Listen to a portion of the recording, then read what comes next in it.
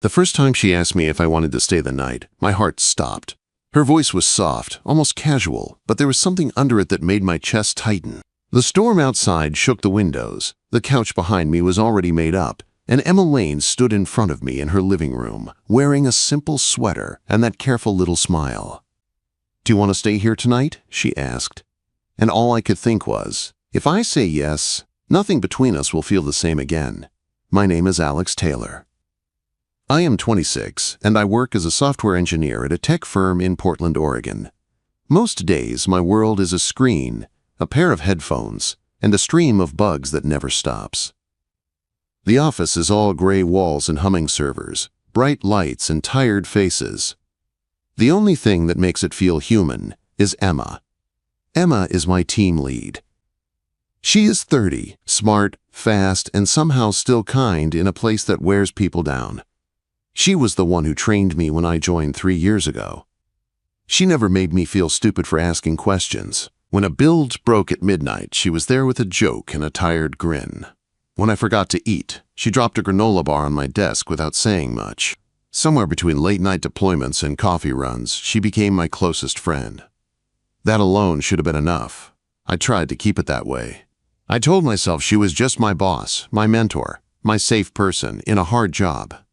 But my heart never got that memo. That Friday, the sky had been heavy all afternoon, like Portland was holding its breath. By the time 5 o'clock rolled around, most people had logged off and rushed out, hoping to beat the rain. I stayed behind to check one more push. I could hear Emma in my head saying, "Always test twice before the weekend." I packed up when the office felt almost empty. The hum of the lights echoed louder when no one was talking. I walked down to the lobby, and the sound of the storm hit me first. Rain slammed against the glass doors in thick sheets. The streetlights outside were just blurry halos in the water. She was standing there by the doors, staring at her phone. Dark brown hair a little damp at the ends, a few drops on her blouse, her work badge still hanging around her neck. When she looked up and saw me, her blue eyes softened. "Still here?" I asked, shifting my backpack on my shoulder. "Yeah," she said with a sigh. "My car is in the shop, transmission issues. I have been trying to get a ride, but nobody is picking up. Ride shares are slammed. I think everyone saw the forecast and gave up." I took my keys out of my pocket and held them up. "You know, lucky for you, my old Honda is downstairs. I can give you a ride. I am not scared of a little rain." She bit her lip like she was thinking it over. "You sure? I do not want to be a problem. You probably just want to go crash." "If I go home alone, I will just stare at my laptop again," I said. "Let me at least feel useful on the way out of this week." That got a small smile out of her. "All right," she said. "Deal. I accept your noble chauffeur service." We ran to the elevator, then to the parking garage, dodging puddles. My Honda sat in its usual corner, a faded blue with a dent on the side from a bad backing job last year. Not pretty, but loyal. Emma slid into the passenger seat. I turned on the engine, and the heater came to life with a low hum. Outside, the rain hit the windshield in a steady roar. Inside, it was warm and close. Her perfume was light, clean, and mixed with the smell of wet air. For a while, we just drove and listened to the wipers. She found a soft indie station and let it play low. The city moved slow, headlights smeared across the wet road. I could feel the tension of the week leaving my shoulders bit by bit. "Thanks again," she said after a few minutes. "Feels like I am always dragging you into extra stuff. Late nights, emergency fixes, now this. If it were not for you, I would still be eating alone in the dark corner of the break room," I said. "You pulled me out for tacos that one time, remember? You saved my social life." She laughed. "You make a good sidekick, Alex. Reliable, quiet, smarter than people think." I pretended to be offended. Sidekick, ouch. I thought we were at least co-main characters by now. Her smile lingered.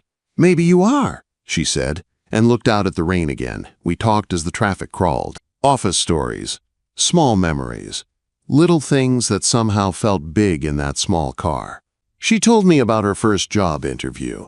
How the guy barely looked at her resume because he assumed she was there for a different role. I told her about leaving the Midwest, about how strange it felt to move to a rainy city where I knew no one. By the time we reached her neighborhood on the edge of the city, the storm was even worse. Water rushed along the curbs. The trees shook in the wind. I pulled up in front of her small beige house. The porch light glowed through the downpour. "Seriously, you are a lifesaver," she said as she unbuckled. "But look at that. You really think it is smart to drive all the way back now?" I checked the road behind us. It did look bad. Dark, slick, empty. "I will be fine," I said. "I drive careful." She watched the rain for a second, then turned back to me with a new look in her eyes. A mix of concern and something else I could not name. "If you are not in a rush, come in for dinner," she said. "I have stuff for pasta. It is the least I can do." My stomach gave its own answer. "You sure?" I asked. "I do not want to crash your Friday night." "You already rescued it," she said. "Come on!" We sprinted from the car to her front door, laughing as the rain soaked our shoes. Inside, her house wrapped around me like a warm blanket. Soft lights. Paintings in calm colors on the walls. Shelves full of books and a few plants that somehow were not dead. It felt lived in a way my place never had. "Make yourself at home," she said, kicking off her shoes. "You are soaked. I will grab you a dry shirt." She handed me an old concert shirt and pointed to the bathroom. When I came back, she was in the kitchen, pulling pasta and tomatoes out of the fridge. "You were not kidding about the pasta," I said, leaning against the counter. "You were on chopping duty," she said, handing me a knife. "No complaints." We cooked shoulder to shoulder in that small kitchen. The space forced us close. Our arms brushed when we reached for things. We laughed when the sauce splashed and both reached for the same towel. The whole house started to smell like garlic and basil. We ate at her small table by the window, watching the rain run down the glass. A light show played on the screen in the corner, but we barely watched it. We talked instead. Our words moved from work to old stories, to dreams we had never said out loud at the office. By the time we finished washing the dishes, it was late. The storm still roared outside. The windows rattled now and then. She stood in the living room, looking from the door to the couch. I could see the moment she made a choice. She took a slow breath and turned to me. "You really should not drive in this," she said. "It is bad out there. Why do you not just stay here tonight? I can pull out the sofa bed. I have extra blankets." My heart thumped hard against my ribs. The words hung between us, heavy and careful. I met her eyes, felt the pull in my chest, and heard myself answer. "I will stay," I said, "but I am not sleeping on the sofa." The words came out of my mouth before I had time to dress them up or pull them back. "I will stay, but I am not sleeping on the sofa." Emma went still for a second. The sound of the rain filled the space between us. Her eyes searched my face like she was trying to decide if I was joking. "You are not," she said slowly, "sleeping on the sofa." I felt my throat go dry, but I did not look away. My heart was pounding, but I kept my voice steady. "I mean," I added, "you take the bed. I will take the floor. That couch is way too short. My feet will hang off the edge, and I will wake up broken. The floor and a blanket is better than that." For half a second, her lips stayed pressed in a flat line. Then she let out a breath and laughed. The kind of soft laugh that broke all the tension at once. She picked up one of the pillows and tossed it at my chest. "You had me there," she said. "I thought you were making a very bold move." I caught the pillow, my face hot. "I am not that brave." Her smile softened. "Not yet," she said under her breath, so quiet I almost missed it. She turned and pulled out the sofa bed anyway, shaking out the sheets she had grabbed. We worked side by side, laying blankets and fluffing pillows. The house had gone quiet except for the rain and the low jazz still playing from her speaker. When the bed was ready, she stepped back and looked at me. "You are sure you are okay out here?" she asked. "I can take the couch and you can have my room if you want." "I am good," I said. "This is already more than I expected when I walked out of the office today." She nodded. a small smile tugging at the corner of her mouth. "Okay then," she said. "Let me grab you an extra blanket. My place gets cold when it rains like this." She disappeared down the hall. I sat on the edge of the pullout, listening to the storm, feeling a strange mix of calm and nerves. This was the same woman who gave code reviews and called out sloppy work, the same woman who told dumb jokes during long sprints. But here, in her house, in the low light, she felt different, closer, realer. She came back with a thick gray blanket and draped it over the foot of the bed. "If you need anything, water, charger, whatever, just knock," she said. "I am right down the hall, first door on the right." I nodded. Got it. She hesitated, then looked at me again like there was something else she wanted to say. "Alex," she said quietly, "thank you for tonight, for the ride, for staying. It has been a long week. It is nice not feeling alone in it for once." My chest tightened. "You are not alone," I said. "Not at work. Not now." Her eyes softened. For a second, the air between us felt thick again. Then she gave me a gentle smile and stepped back. "Good night," she said. "Try not to overthink every line of code you wrote this week while you sleep." "No promises," I said. She shook her head, still smiling, and turned off the main light. A small lamp by the couch stayed on, painting the room in a warm glow. I watched her walk down the hall and close her door with a soft click. I lay down and pulled the blanket up to my chest. The mattress was thin, but it felt fine. The real comfort was the steady drum of rain and the faint sound of Emma moving around in her room. I stared at the ceiling, replaying the whole day in my head. Her laugh in the car, her voice in the kitchen, the way she had looked at me when she asked me to stay. I told myself this was just a practical choice. Dangerous roads. A spare bed. Nothing more. But deep down, I knew something had shifted. I fell asleep to the storm and the steady hum of the heater.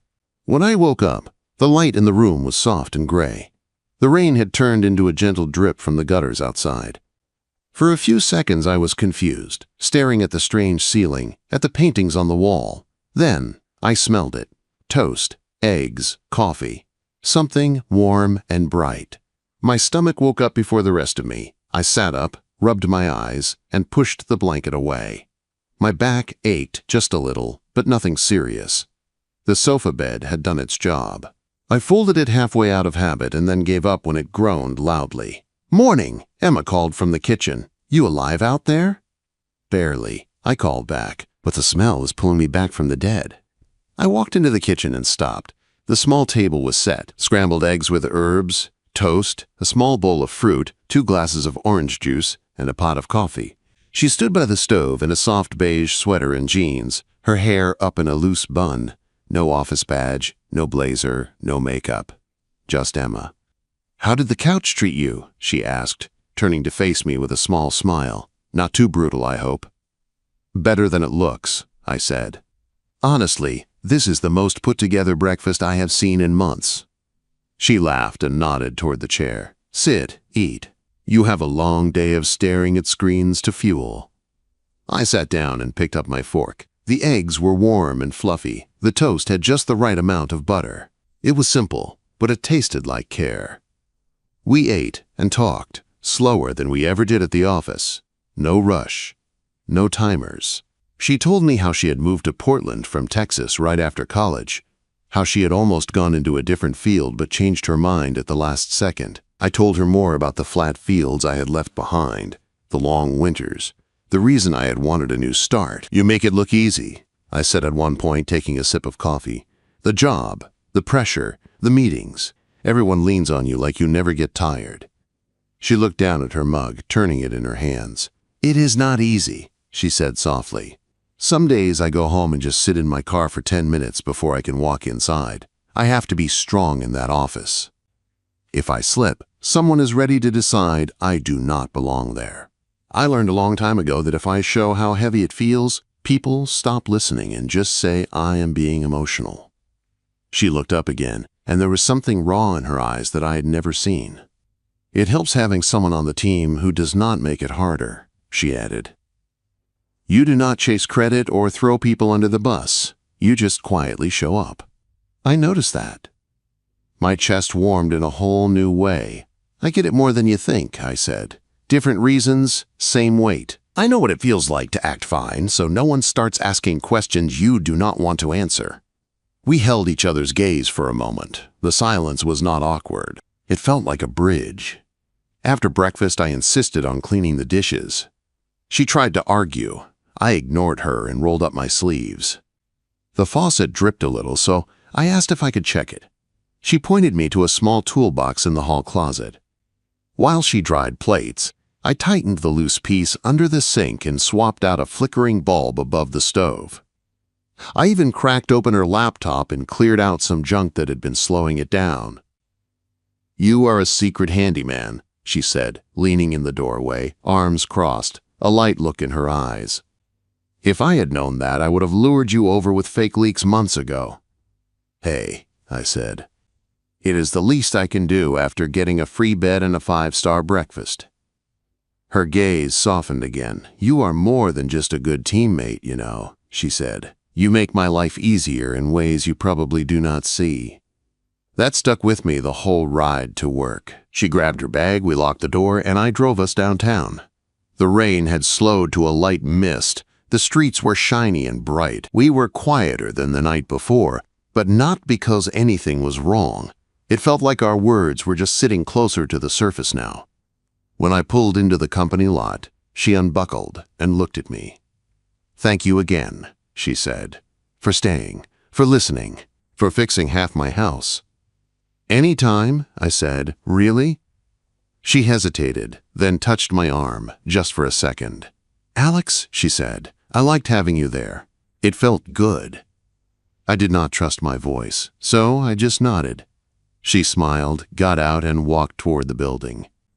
I watched her go, thinking that maybe, just maybe, last night had been the start of something neither of us had the courage to name yet. It felt perfect.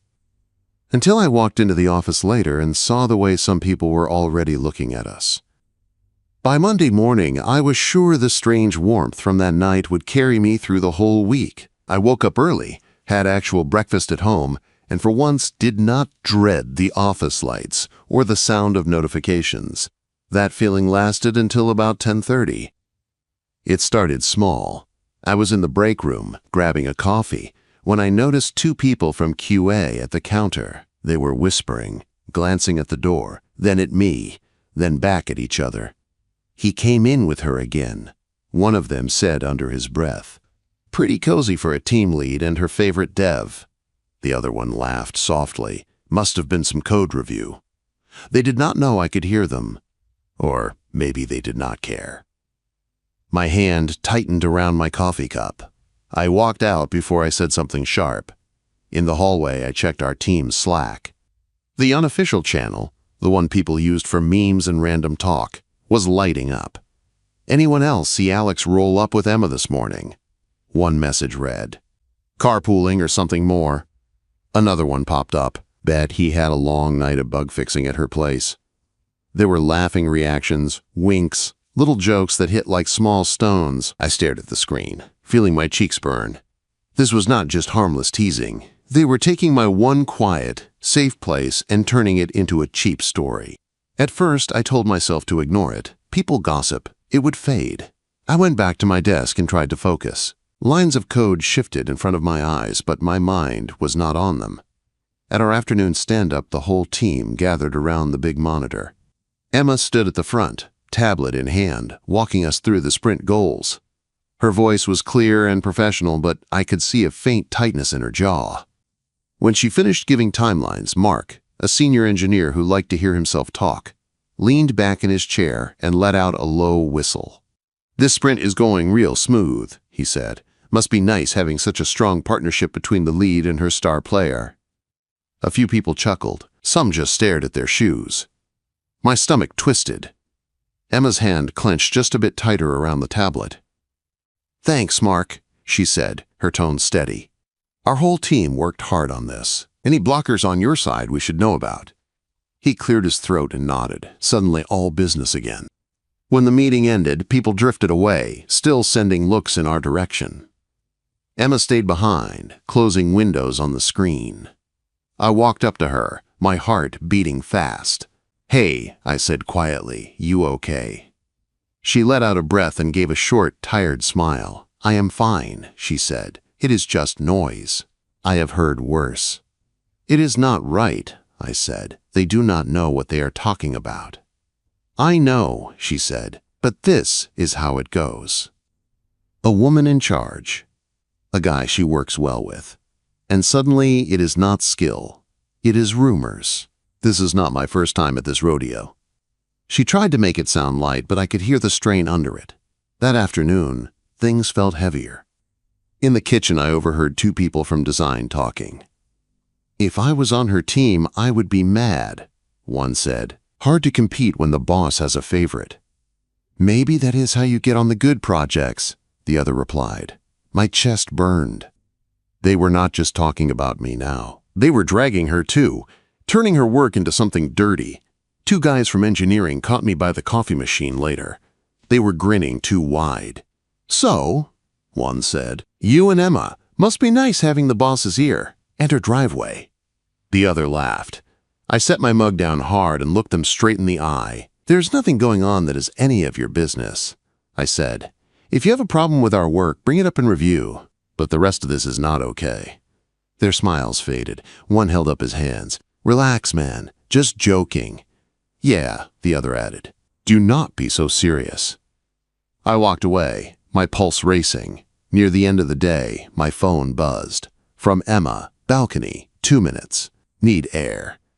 I took the stairs to the second floor and stepped out onto the small balcony that overlooked the parking lot. The rain had eased into a light mist. The air was cold and smelled like wet concrete. She stood by the railing, hands stuffed in her jacket pockets, looking down at the cars below. When she heard the door close, she turned toward me. Her eyes looked tired in a way I had not seen at her house. "This is getting old fast," she said quietly. "I can handle pressure. I can handle deadlines. But this is different." I moved closer, keeping my voice low even though we were alone. "I am sorry," I said. "This is my fault. If I had not driven you, if I had not stayed." "Stop," she said, shaking her head. "None of this is your fault. We did nothing wrong. You gave me a ride in a storm. You slept on a pull-out couch. That is not a scandal. That is basic human kindness." Her breath came out in a white cloud. "I worked so hard to be taken seriously here," she went on. "I put in extra hours. I ate cold food at my desk. I swallowed stupid comments. Now a simple ride home turns into people acting like I sleep my way through my job." Anger flared in me, sharp and clear. "We can fix this," I said. "I will talk to them. I will tell them to stop." She gave a small, sad smile. "You should not have to," she said, "and I do not want this to land on you. Your career is still early. I do not want people thinking you get ahead just because your lead likes you." She looked back out at the lot. "If it gets worse, maybe I should ask to move you to another team," she said quietly. "Not because I want distance, but because I do not want to hurt you." The thought hit me like a punch. "I do not want to move," I said. "I like working with you. I trust you. I am not going to run away because some people are bored and need a story." She turned back to me. Our eyes met. The faint mist dotted her hair, made small sparkles on her lashes. "So what do we do?" she asked. I took a deep breath. "We do not hide," I said. "We keep things professional and clear at work like we always have. We let our work speak, and if people cross a line, we call it out." She watched me for a long moment. Then she nodded slowly. "Tomorrow," she said, "I am going to talk to our department head. I will lay it out. The jokes, the comments, all of it. I will make it clear I am committed to this team and to a clean line between work and my personal life. If he is worth anything, he will listen." Quote, "And I will back it up," I said. "If someone says something in a chat, I will not laugh it off. I will answer it in front of everyone." She looked down at my hands, then back at my face. "You are braver than you think, Alex," she said softly. I smiled a little. "I thought you said I was just a sidekick." "Maybe I was wrong," she said. "Maybe you are one of the main characters after all." The rain started again, light but steady. We stayed there a few minutes more, side by side, letting the cold air clear our heads. The next day, she met with the department head. I did not sit in, but I saw her walk into his office with her shoulders straight and her jaw set. She walked out later with a calm look in her eyes. "Went better than I expected," she told me in a low voice when we passed in the hall. "He said he will keep an eye on things, and he reminded me that I have earned my place here." That meant something. That afternoon, the unofficial Slack channel lit up again with a small joke about carpools. This time I responded. "Speculation is not fact," I wrote. "Emma and I work hard and keep things professional. Maybe focus on your tickets instead of our commute." My message sat there under the joke, clear and direct. A few people reacted with surprised faces. Others stayed silent. Nobody piled on. The thread died. In the next team meeting, our boss spoke briefly about respect and keeping personal comments out of workspaces. He did not name names, but he did not need to. People got the hint. The whispers did not vanish overnight, but they faded. Deadlines stepped in. New bugs, new fires to put out. The office found fresh things to talk about. What stayed was something else. A new line of trust between Emma and me. A feeling that we had walked through a hard place together and come out standing. We met each other's eyes across the room more often now. A quiet check-in. We went back to doing what we did best. Building things side by side. This time, though, every shared glance carried a silent question. Now that we had fought for this space, what were we going to do with it? Work settled into a new rhythm after that. Our big back-end project rolled in with a tight deadline, and Emma went into full lead mode. Clear plans, clean tickets, no wasted words. I followed her pace, and our team did too. We pushed hard for weeks. Late nights, quick dinners at our desks, quick jokes in between code reviews. When the numbers came back, they were better than anyone expected. User reports were smooth. Error rates dropped. The boss was thrilled. At the next all-hands, he pulled up a slide with our team's results and called us out by name. "Emma and Alex led this from the front," he said. "It is a good reminder that focus and trust matter more than noise." There were no jokes this time. People clapped. A few turned and gave us real smiles, not the strange smirks from before. Emma's eyes met mine across the room. There was a soft, private pride there. After that, the whispers faded for real. People moved on. New hires came. New issues popped up. The story of us and the storm became just another small thing in a busy office. What did not fade was the way we slipped into each other's lives outside work. Weekends slowly became ours. Sometimes I drove to her place with bags of groceries. We tried new recipes in her small kitchen. She handled the sauces. I handled the grill on the tiny back patio, standing under a worn umbrella when the Portland drizzle showed up. Other times we stayed inside with takeout and old movies. She spread a blanket on the couch. We sat close, shoulders touching, sharing one bowl of popcorn. Half the time we talked through the film, pausing it to argue about endings or to laugh at bad lines. Once, she took me to a little art store and came back with brushes and paints. On a rainy Saturday, we spread newspapers on her floor and tried painting the same scene from her window. My work looked like a kid's drawing. Hers was actually good. "You do not have to be perfect to enjoy it," she said, dipping her brush again. "That is why I like it. There is no deploy, no client, just color."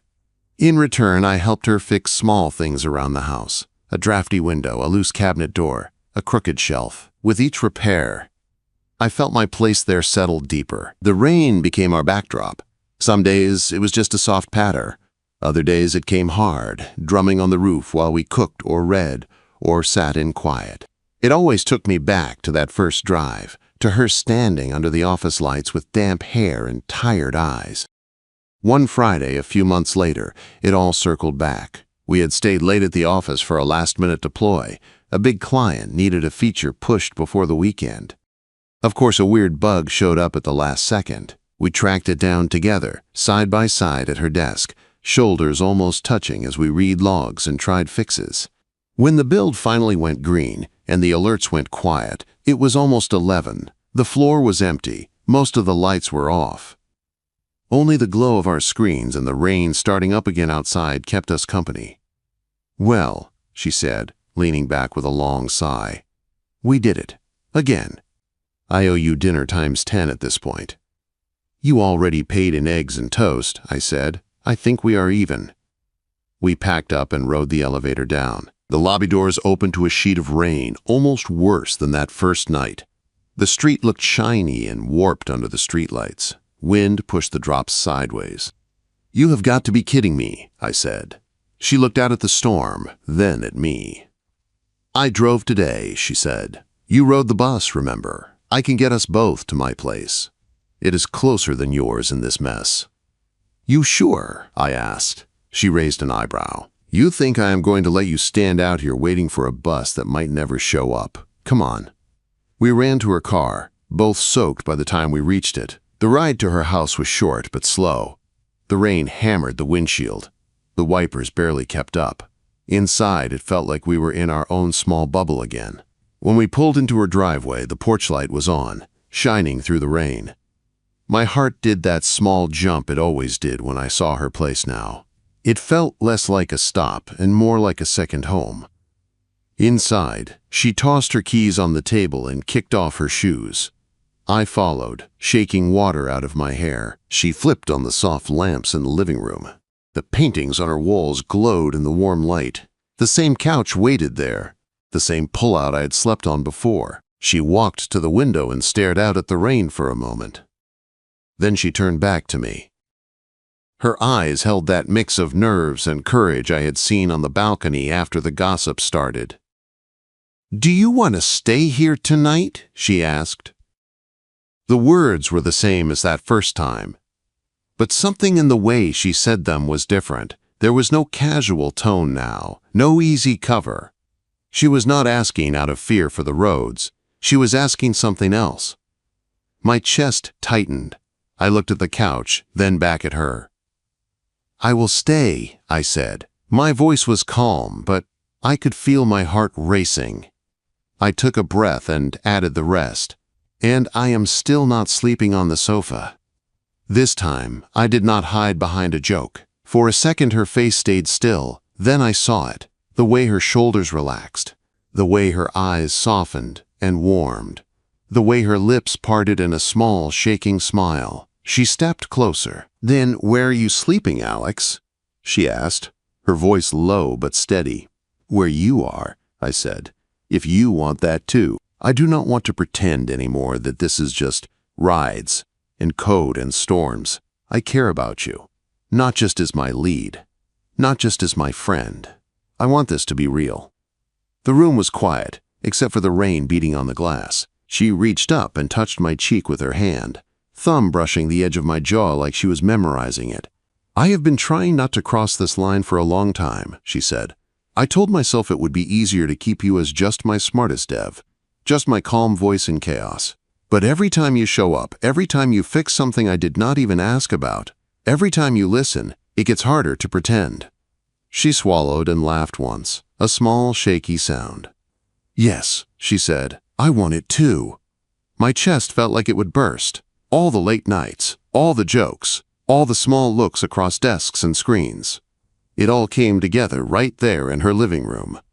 I stepped closer. She tilted her head up. Our foreheads touched for a second, just breathing the same air. Then I kissed her. It was not a movie kiss. There were no perfect angles or big music. It was slow and real, years of trust, and held back feelings poured into that simple touch.